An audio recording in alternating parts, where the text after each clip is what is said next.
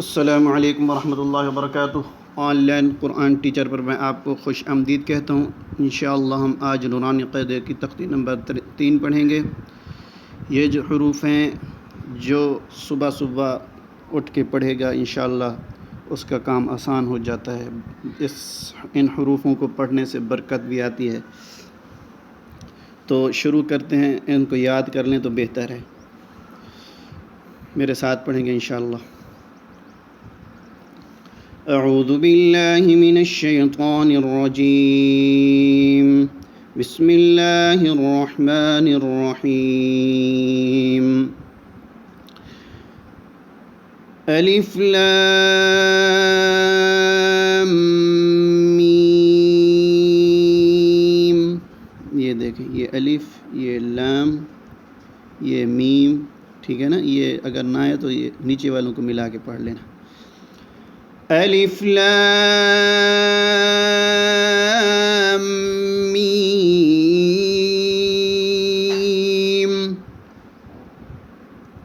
الف لام میم صاد، الف لام را، الف لام میم را، کاف ها یا عین صاد، طه طاسیم میم، طاسین یاسین صاد، حامیم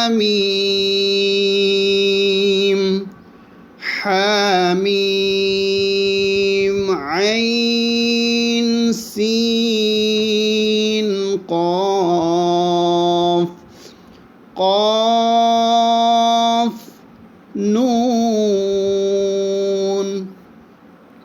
یہ دیکھیں، یہ مد ہے، یہ بھی مد، ان کو کھینچ کر پڑھنا ہے، ٹھیک ہے نا، مد۔ جلدی دیکھیں نا۔ اب دوبارہ ایک بار پڑھ لیتے ہیں۔ الف لام میم،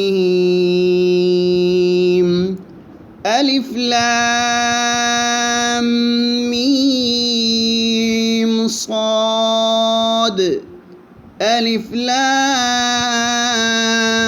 را، الف لام میم را، کاف ها یا عین صاد، طه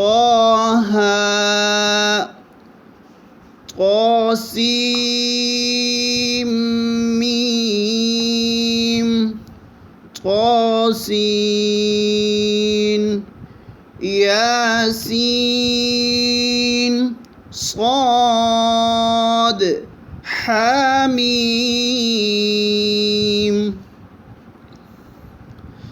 حامیم عین سین قاف، قاف نون۔